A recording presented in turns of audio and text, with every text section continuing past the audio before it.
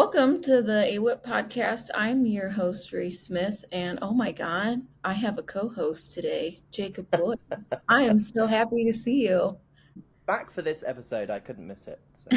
It is a party today because if you're watching this on YouTube and you see we have a whole bunch of people on, so this is going to be super interesting, very exciting. So all of our guests today are members of the International Veterinary Forensics Sciences Association. And we love supporting, other organizations that, are involved with investigations, all things animal welfare related, which is what we talk about on the show. So this is pretty cool. So I'll jump into it. Let's bring on all three of our guests. So first we have Tabitha Viner. She's the treasurer of IVFSA. Brad Nichols, who's the director of enforcement and the vice executive director at Calgary Humane Society. And he is the president-elect of IVFSA. And congratulations to you on that, Brad. Thank you. And Congratulations, Brad. Thanks, Jacob. And finally, we have the lovely Diane Balkin. She is a retired chief deputy DA for Denver and a retired staff attorney for the Animal Legal Defense Fund. So that was a whole lot of talking, a lot of introductions. Thanks, everybody, for being here. Thanks for having us. Thanks. So before we start talking about the conference, let's kind of open this up and chat about what the International Veterinary Forensic Sciences Association is. When was it founded? What do you guys do? It was kind of an open question for everybody. Tell me, what do you guys do? What's the benefit of this association? Well, the International Veterinary Forensic Sciences Association, IVFSA, is the oldest veterinary forensic sciences organization in the U.S. We were founded about 18 years ago. We're about to have our 18th annual conference in May in Clearwater. And we're an organization that embraces veterinary professionals, law enforcement, legal professionals, animal welfare. All these different professions come together because we're all focused on animal welfare and forensics and making sure that those animals that don't have a voice have one through us. And we get together during our conference and during the year. We network, we learn from each other, and we are out there to help the animals. It's one thing I noticed is I went to the very first conference and I was a district attorney at the time. And it was so thrilling because it was one of the first associations that had a multidisciplinary approach to dealing with animal maltreatment and animal welfare. And I learned everything across the gamut. Some of it is science-based, much of it is science-based or medicine-based, but then you learn about trial tactics and surviving issues in the courtroom. It just runs the full length of a case from inception to completion, not to mention the fact it is truly international. And I have forged international friendships that have existed throughout the years. And it's also a wonderful resource for people that need help with an animal cruelty or an animal neglect case. I joined in 2011, which I think was the fourth annual conference, just on a lark. It was an opportunity to go to a conference, and if I'm being honest, it was an opportunity to go to Florida. I guess I'm technically an international member up in Canada, but I was blown away from that first conference because we up here in Canada are a bit behind the States in a lot of animal cruelty aspects. And some of the techniques that I was able to take back to my team and, be in a room full of veterinarians who are willing to be involved in veterinary forensics and willing to testify in court, what just blew my mind, because it's the scary thing you see on TV when you're dealing with your shelter veterinarians. And so to be able to come back and kind of give some support there as well, it's invaluable. And I credit IVFSA for changing our operation. And we're a bit of a national leader up in Canada, and I really think that has a lot to do with IVFSA and all the connections and information that I've been able to garner from these conferences. I would just add one more thing. It really was the birth of Animal CSI. And all we have done since its inception, we've seen the science grow and become acceptable, and it's just fascinating. It's so important, I think, to have all of the different aspects of animal welfare, like all the different types of professions come together, from vets investigators, you have law enforcement, you have your shelter staff, because, when you think about it, about handling a cruelty case, a neglect case, large scale, small scale, whatever it is, it really truly is a collaboration to have all of these experts come together and pitch in together, and also the prosecutors, obviously, coordinating all of this together to make the best case possible, so that you can get justice for that animal or animals that are on it. So I think, that's why I like this association so much, because it just combines it's not just vets, it's everybody. I think, I think that's super important. So obviously it's got to be important to your organization, your mission, what you're trying to accomplish, internationally. Do you know how many members you have, and like how many different countries are involved in IVFSA? Yeah, we had at the end of the last membership cycle, we had 186 members from 11 different countries. Dang, that's pretty impressive. That's impressive. That's impressive. Yeah, I would just echo as well. It's great to just echo the interdisciplinary, sort of approach, because, when I first started doing investigations, getting investigators to understand that you need to get all these people to join together for actually even just a single cruelty case for one animal. You need it all to come together. And I always say, I'm a bit biased towards forensic vets, I'll be honest, because I always say that they are the key part, but but they're not. It's all coming together. It's all coming together. And many of our members have written authoritative texts on that subject, and it's been valuable for courtroom and outside the courtroom use.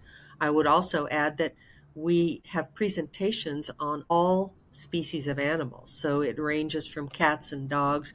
We've had presentations about reptiles, about wildlife, about animals in entertainment and animals in research. So we kind of run the full gamut regarding the type of animal and the type of cruelty, whether it's fighting or hoarding, or you name the way it happens, and we try to address it. There truly is something for everybody. I mean, I'm law enforcement, Tabitha's a pathologist, Diane's a lawyer. Some of the pathology stuff goes over my head, if I'm being quite honest, but there are presentations on case studies, which are always interesting, prosecutions, and emerging science that is pretty absorbable. I would highly recommend it if you're in the field of animal welfare, specifically in any version of animal cruelty investigations, that this is the conference for you. I kind of like to liken it to a cake, like the ingredients in a cake. You can have your flour and your sugar and your butter and your milk in different bowls. You can have the different disciplines in different bowls, but if they don't come together, they don't make anything effective. They don't make anything tasty. So you got to get all those things together to get a good result, right? The motto is it's got to be tasty. Okay. Exactly. But in pathology, maybe not. All right. Well, you had mentioned that you are always willing to consult with different agencies about cases, and have your subject matter experts help them out. For like all those people who are watching this, if they wanted to say, like, get a hold of you, Diane or Tabitha or Brad, and talk about a case, talk about the steps in the investigation or the prosecution, or how can I what would your advice be, to help them out, how would someone go about getting in contact with you guys in the easiest way possible to try and collaborate on that? I'd recommend that folks go to the IVFSA.org website, and there is a contact us link on the website. That goes to our communications team. And if our comms team doesn't know the answer right off, they can shuttle us to subject matter experts. And we have a lot. We've got Diane, and we've got Brad, and we've got lots of different people in each of the different disciplines that those messages go to, and then the circle will be closed by those subject matter experts. Well, let's talk about the conference, which is the main reason why we're here. So it's going to be in Clearwater, Florida on May 13th through the 16th. I did tell Jacob about this, and as soon as I said Clearwater, he went crazy. He was so excited, and talking about seeing the Dolphins and such, right before we start, he was so excited, and he went on about the best place ever. you tell him Dolphins and he's gone for like 12 hours. Clearwater is literally heaven on earth. I mean, I sat on the harbor front. I don't know what you would call it, but and where the boats were, and literally the dolphins were beneath my feet. I mean, it was just it was amazing. So you guys, I know a great little spot in Clearwater for dolphins. If you like dolphins, I mean, I'm obsessed with dolphins, but I'm literally obsessed. But I could spend like a whole 2-week vacation just watching dolphins. But yeah, I can show you that little spot. It's a great spot. And when you come to the conference, Jacob, which we expect you to come to, you can spend time watching the dolphins when you're not watching the speakers. And I should note that this year the keynote speakers are Temple Grandin and Marty Becker. Temple Grandin is known worldwide, and Marty Becker is an expert in fear-free training. So it should be a fabulous conference. And Brad and Tabitha, why don't you add to it? Yeah, the conference proper will be May 14th to 16th. It's generally a 3-day conference with a multitude of multidisciplinary presentations. Like I said before, something for everybody. And then we generally offer a workshop the day before the conference starts as well. So May 13th, we'll be providing a workshop a couple of workshop opportunities that are interconnected, one on the investigations end and then one on the pathology end as well. So, between the conference and the location, it'll be a good time. And just like our membership, the conference topics are a diverse array of everything from court proceedings to animal welfare investigations to veterinary pathology information. It's really a good bag. It's also fascinating to me to find out what's happening in other countries, because sometimes they face challenges we don't face, and sometimes they have expertise that we don't have. So it's really fascinating. The networking is also worth coming. I mean, that's always the big thing about conferences is it, opens your world up to all of these other people, internationally, or whoever's attending, because it's designed to have everybody open up and learn from their peers and from subject matter experts. It's really invaluable. And I love that you guys are doing, I think you called it the Scene to the Courtroom workshop for day one. I mean, that setting that up is a whole thing. So kudos to you guys for doing that, because that's hard to set that up. But it's really so people who are listening, if you've never done it, like a workshop like that, it is invaluable because it takes you from actually the scene where you're working through this theoretical case, and you're going all the way up through your vets, and then you're going up through your prosecution, just like a real scene. And having that hands-on experience I can't even emphasize it enough how amazing that it is. So I highly recommend it to everybody, and I think that it's really cool that you guys are doing that. That's so important because you go to the conference and you don't want to have just lecture after lecture after lecture. You're mixing it up. It's kind of cool, I think. Yeah, exactly. And this workshop, we're going to have 2 different tracks. We're going to have a crime scene track and a veterinary track. And they're going to be in the morning doing their separate things, but then in the afternoon coming together and learning about how all that can get interpreted legally. So it's a pretty unique experience this year. And there's also built-in social hour and party time too, which we don't want to forget to mention. There will be dolphins. Florida drink dolphins. I mean, you're selling it, guys. You're selling it. And it's in May, so it's not going to be overbearingly hot too. Well, in comparison to the UK, it might be, or Canada, perhaps. Yeah. It's all relative. Okay, anything else that you want to mention about the conference at all? Just want to go back to what you were saying about such an international presence. Last year, the 2024 conference was our first actual international conference, and we were in Sardinia, and we did get a lot of experience with people from Italy and from Europe and Africa. It was amazing. It was truly a melting pot of information, and we learned so much and had a lot of great networking opportunities. So we're going to be doing that in the future, bopping back and forth between the U.S. and our international colleagues. You need something in the UK. Yes, We do. please. You definitely do. Yeah. I mean, We, we we have probably like 2 or 3 forensic veterinarians, but I'm sure they'll turn up. It's fine. Yeah. and we have members in the UK, solicitors and Wow. Okay. investigators, so who have done presentations in the past who we stay in touch with. Fantastic. Yeah, you should definitely do it. So one of the other things I wanted to talk about, like if somebody can't go to the conference, you're missing out. But you guys also have done a webinar series recently, the Foundations of Forensics webinar series. Talk about that. How many episodes is it? What is included? What do you talk about? Yeah, our Foundations of Forensics webinar series was 4 episodes. The first was animal scene investigations with Brad. Then we went into medical veterinary forensics and then pathology forensics, and then ended up with Diane's jurisprudence lecture. It sort of encompassed everything that IVFSA works on. That is currently available only to members, and all of the sessions have been recorded and they're available on our website.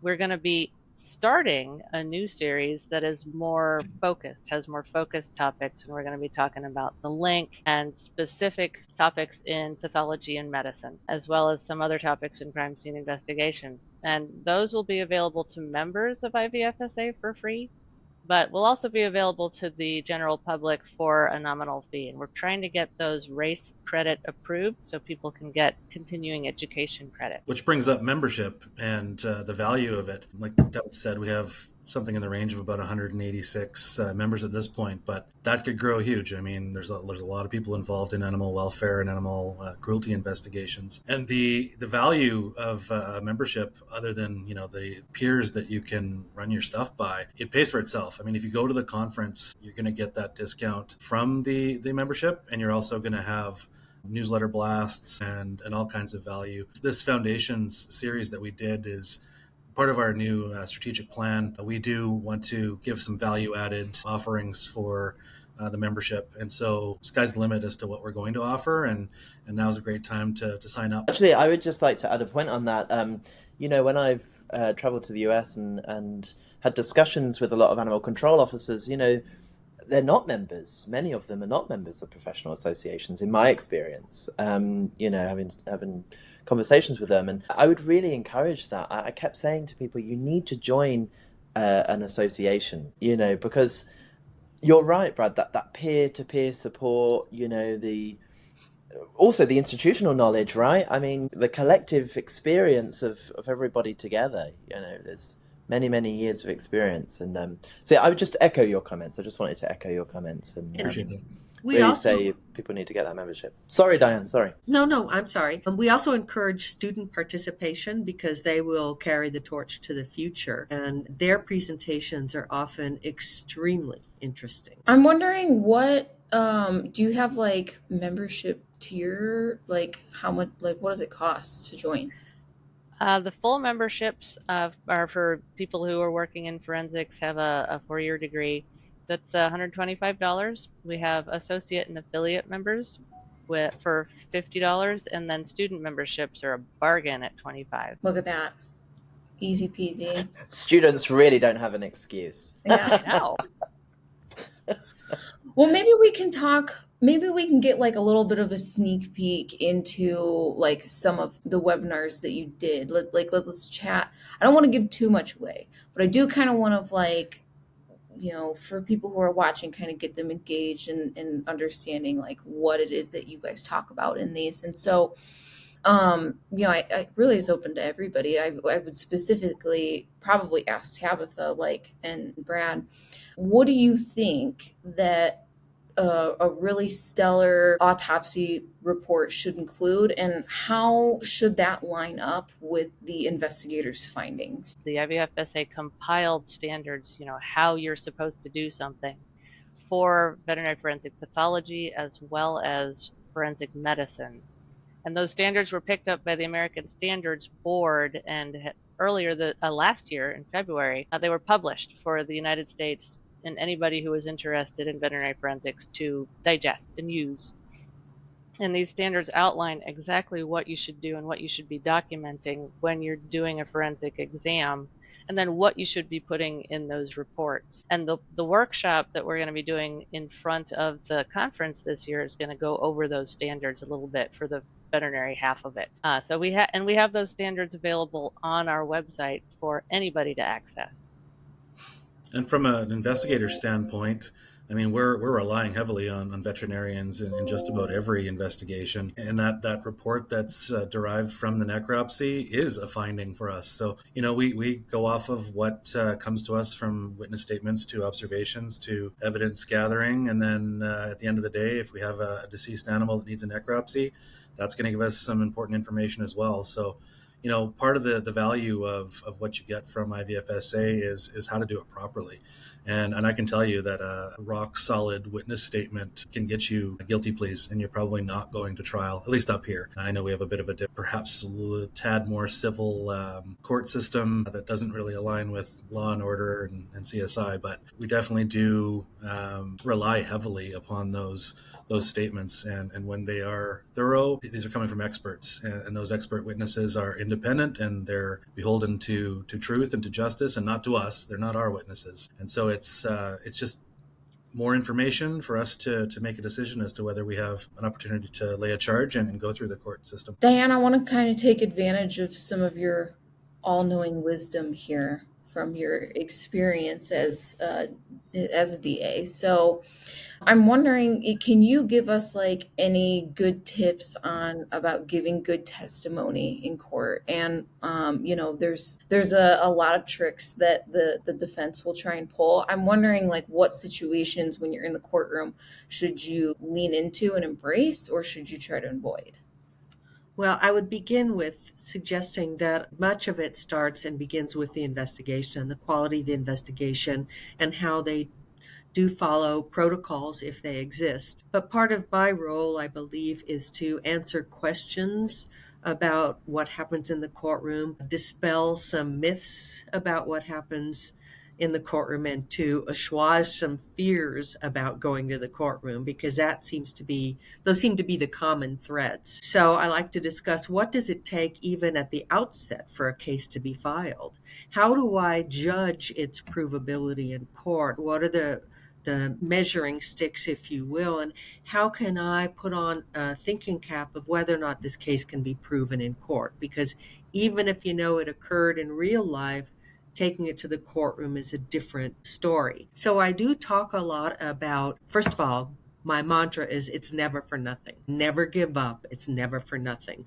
We've done cases with no body of an animal. We've done cases with no weapon of an animal, with no eyewitnesses. So just give it your best, put your best foot forward, considering admissible evidence and what the defense might bring up. So we do discuss, let's say, how do you get qualified as an expert witness? What makes you an expert in veterinary medicine or sheltering or pathology? Or even more specifically, let's say a sexual assault on an animal. Who has this type of expertise, and how can I get them qualified as an expert, and what should they expect if qualified? So we talk about expert testimony. What does it take to give an opinion in a court case? What do you know about the case, and how can you translate that to help the jury understand what happened to the animal?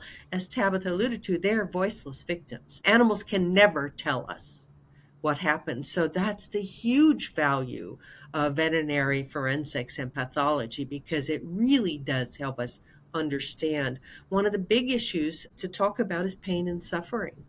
And we are developing much more expertise in being able to articulate that on a scientific basis. And I talk also about cross-examination. If you do testify, what should you expect? Where are you vulnerable, and how can we address it? And lastly, probably one of my pet areas, it's huge to me, is the use of demonstrative evidence. It's very important for me to let you know, as experts educating the jury, to use the tools in the courtroom that help them understand, whether it's radiographs or diagrams or blood tests or DNA or photographs and so on. So anyway, the challenge is amazing. No two cases are alike. It's always exciting to represent the animals. And we also talk about the human side and human welfare and how important it is to recognize the significance of animal crimes as it relates to human and public safety and welfare. I think also, just to add on to what you're saying around pathology telling the story, I always find, just sort of hooking onto what Brad was talking about, is from an investigator's point of view, having that pathology report to tell you the story gives really good, reasonable lines of inquiry for us to then go and follow up on as investigators. And whenever I've had, especially pathology reports before, I've literally gone over it with a fine tooth comb to go, I can use that in an interview, or let's talk about that. And I think that's just something to bear in mind, that that document is probably a really key part. And if any investigators listening, really use that document, because I think it could give you some really valuable lines of inquiry that you may not have had, previously. Agreed. And it's also important to talk to your pathologist too, to make sure that Absolutely. you get everything that we're saying, and that we've relayed everything that we need to relay to you.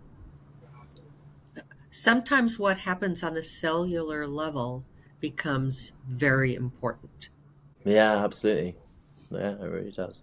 I think I would say, from my experience with testimony given, that it is of so much value to get together with your prosecutor, with your vet, with other witnesses, ahead of time before trial. Talk about it and just ask your prosecutor, like, what are you going to ask me? In what order are you going to ask me? And just being as prepared as possible. So, don't go into a courtroom without reviewing your affidavit. Don't go into a courtroom if you can't recall, pertinent information, the animals' names or, the humans' names. And I don't want that to be confused with, like, you need to know every single detail 100%, because it actually comes off as more genuine to a jury when, if you're asked, to identify, a certain person or, recollect, event in the investigation, you just say, this investigation took place 2 years ago. I don't recall. If I could refer back to my affidavit, I would be able to tell you, who this person is, or give them like whatever kind of detail. It doesn't make you look bad. It makes you look genuine, because we're human. Like, who remembers things from 2 years ago? I don't even remember what I did last week. So, would you agree with that, Diane? Absolutely. I think it's critical, and it should be the prosecutors reaching out to every single witness, whether they're an expert or not, to arrange a meeting in advance. And I always tell the veterinary professionals and the attendees, whether they're shelter workers or animal control, they don't reach out to you, you reach out to them. Another thing critical is I want to talk to you about the weaknesses in the case too, so that we are prepared. And it may be that the opposition has hired an expert, and I owe it to you to tell you what their expert is saying to see how we can deal with it. What part in the court proceedings do you think that investigators get hung up on the most? Probably historically, it's the quality of the investigation and the scene investigation. More often than not, the defense will try to imply that there are weaknesses because of what they didn't do. And I also think it's up to the prosecutor to beat them to the game by talking about it in jury selection if we believe that there might be some weakness in the investigation. For the best example I can give is the general public has a misperception that DNA testing and results are available in every case, that the crime scene responds to every case, and they collect evidence and then it's analyzed, and that DNA is fast, it's foolproof, and it's done in every case, when in fact most cases don't have DNA.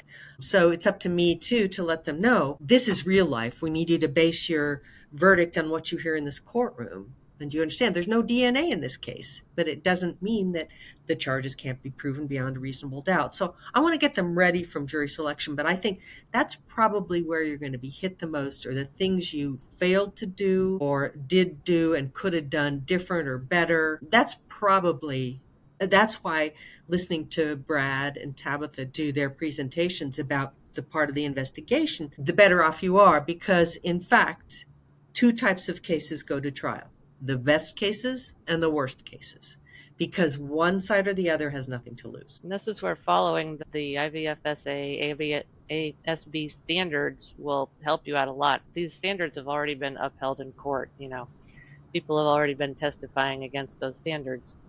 So if you've done everything and you've ticked off all the list in those standards, they're going to look at other things because they can't ding you on those parts. I love that you guys made that and that you made it free for everybody to access, whether you're a member or not. I mean, it just shows like how much your organization is invested in other, like anybody, any agency, any, employee, any investigator, any vet. I think it speaks volumes about how beneficial your organization is and what you're trying to do to further animal welfare and make these cases like really solid and just provide resources. Since it's a new year, people are like thinking about what their resolutions and stuff are. One of the things that I want to talk about before we wrap up here is what you guys think that we can do to better help like our animal welfare staff heal from trauma. Right now we have the fires that are going on in LA. And aside from any kind of natural disasters, this is a part of our life. Whether you're a vet or an investigator or a prosecutor, we deal with such horrific cruelty, and you're exposed to this, however often you are. And it's difficult. And I think that it's really important to make sure that we discuss with people and understand that you all understand what they're going through and been there, done that. I mean, I know I've gotten compassion fatigue before, but what do you think that we can do to better support people who experience trauma in the field from these horrific cases? Yeah, it's a heavy mandate, right? And if I'm hearing your question properly, we're talking about the effects on the personnel that are doing the work. And so we're exposed to, crime scenes that are disturbing. We're verbally assaulted on the daily, occasionally physically assaulted. It's a lot. I've been doing this for 20 years. That is not the norm. It's remarkable when I keep an officer for 5 years, and usually they leave with some element of damage. And so what I find is those that last in the job with some modicum of wellness is taking care of yourself. And that's, easy enough to say, but truly having a self-care regimen that you stick to. And so you're not taking work home, which is easier said than done, but doing things in your personal life that keep you present and recharge you so you can go back the next day. And that's going to be different for everybody. Like my field supervisor has been with me for 14 years now. She's a huge hiker, camper, loves the outdoor stuff. Whereas for me, it's playing sports, and I'm a big metalhead. So it's loud music and the consensual violence of a mosh pit. It's just different for everybody, but do something that gets you back. Tabitha? Yeah, balance is definitely important. I work occasionally with the medical examiners here in Oregon, and they don't understand how I do what I do because I work with animals. They work with dead people. I work with dead animals. Yeah, but you do have to have a mindset and be able to shift that mindset from what you need to do for an animal to what you need to do for yourself, and have that balance in your life somehow. I would echo that a bazillion fold. We're talking about either compassion fatigue or secondary trauma.